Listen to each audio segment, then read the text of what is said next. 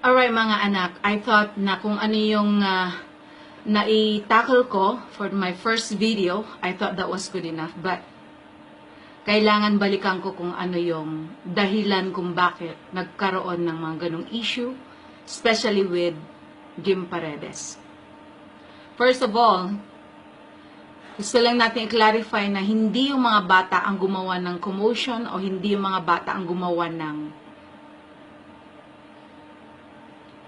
first na dahilan kung bakit nagkagulo-gulo doon sa EDSA. Obviously, nakita nyo naman, walang ginawa yung mga bata, kundi naghawak lang sila ng banner, and then after that, they were just doing this sign as a sign of Duterte bilang supporters. Kaya nga sila tinatawag na the Duterte Youth. At bilang isang tao rin na dati isa rin ako na tumutuligsa when it comes to Duterte's principles, kung paano yung mga pamamaraan niya, kung paano kontrolin yung mga criminals, especially those drug addicts, drug lords, you name it.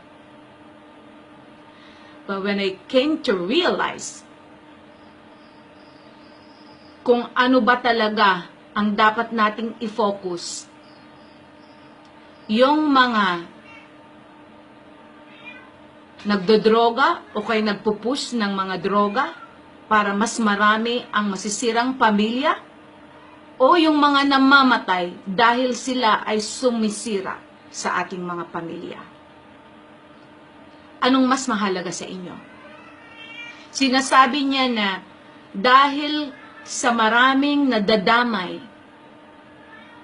kasama na rin yung mga sinasabi niya ng mga teenagers, mga bata, o kaya kung sino-sino pa yung mga nadadamay. Pero kung sakali mang baliktarin natin mga kaibigan, mga anak, ilan ba yung sinasabi niya na namatay? 7,000 na mahigit. Kontra doon sa mga nasisirang pamilya, nasisirang mga kaluluwa ng mga tao na na-influensyahan o kay gumamit o kay nadamay dahil lang sa droga. Binilang ba niya yun? How much more yung mga family na sobrang napakatahimik and they never even dream of having any problem na bigla na lang isang araw nadamay na pala ang kanyang pamilya dahil lang sa influence ng mga nagdodroga. Naisip kaya ni Jim Paredes yan? Sino ngayon yung nagmistulang mad o kaya'y crazy o kaya'y ulol doon sa EDSA? Yung mga bata ba na walang ginawa kundi tumayo doon, naghawak lang ng banner, na ganun lang ang sign nila? O kaya kung ano yung ipinakita ni Jim Paredes, na nagmistula siya, na mas masahol pa sa isang ulol at walang pinag-aralan. And yet, he was telling everybody right there kung sino yung mga pito na mga kabataan o kung sino-sino man nandoon para mag-rally, para lang i-exercise nila kung ano yung kanilang karapatang pantao bilang sumusuporta kay Duterte. Sino nagmukhang gago? Sino ang nagmukhang bastos? Sino ang nagmukhang katawa-tawa? Di ba ikaw, Jim Paredes? Kung ano man ang pinaglalaban mong truth, nasa akin ang truth. Punta ka lang sa website ko, www that mysticatempleofchrist.com. Kung truth din lang ang pag-uusapan, then I can tell you the truth. Pinaglalaban mo kung ano yung nabasa mo sa Biblia na thou shall not kill? Pues, how about yung kill the murderers? Nabasa mo ba yan? Nabasa mo ba yan? Kung totoo ngang nag-aral ka ng Biblia? And God said, you hypocrites, you fools, you vipers, mga ulupong, mga ahas, mga gago, katulad mo. Nakabasa ka lang isang verse, akala mo, nabasa mo na kung ano yung entire na nilalaman ng Biblia? Sige, hindi mo pa siguro nakita kung sino ang may hawak ng truth. At kung ano man yung pinaglalaban mo, pues, mas may karapatan ako na labanan kita.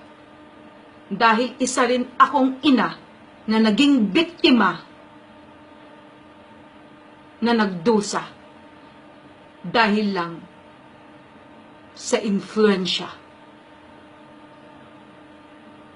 ng droga na sumira sa aking pamilya.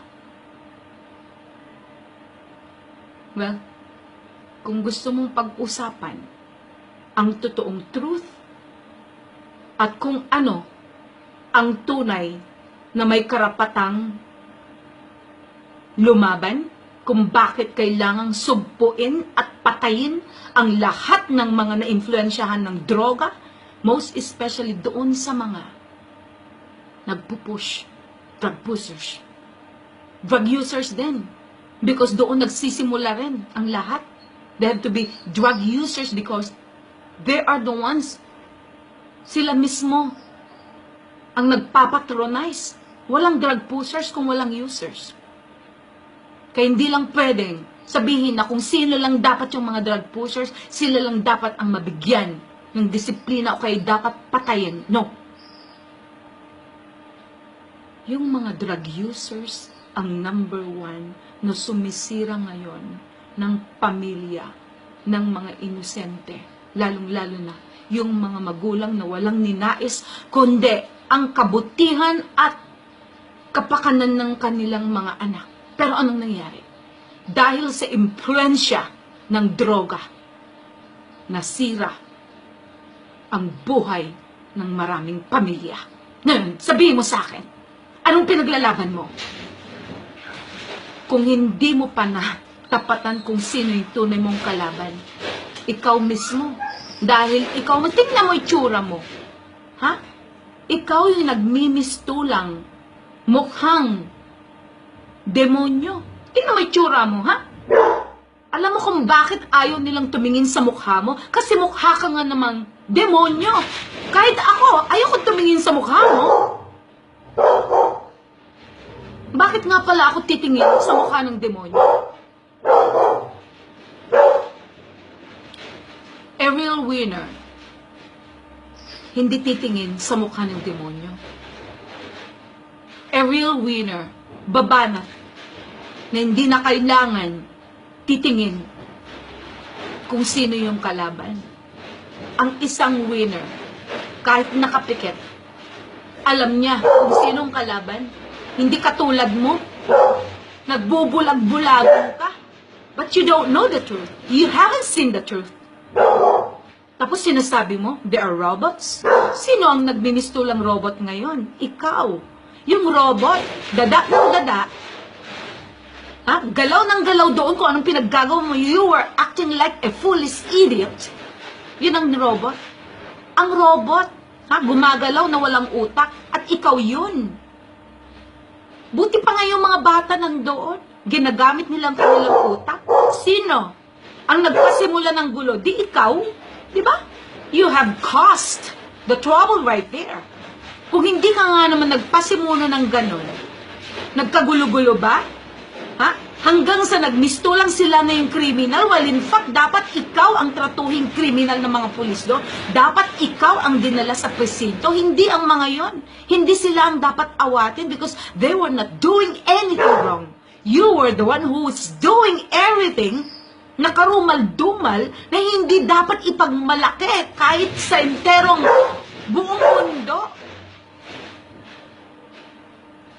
Kaya Jim Paredes, kung hindi mo pa nakita kung sinong katapat mo, ako, not in terms of physikalan, pero in terms of utak, kung meron ka nga palang utak na pinagmamalit mo, sige, labanan mo ako. Pagdating sa truth, I got the real truth, darling. Okay? So, antayin kita. Sige, banatan mo ako. Mas marami akong ibabanat sa'yo. Dahil dapat, ang isang katulad mo na sumusuporta doon sa mga criminals, lalong-lalo na sa mga taong na-influensyahan ng droga, dapat ikaw ang uunahin nilang ilapit. Mark my word.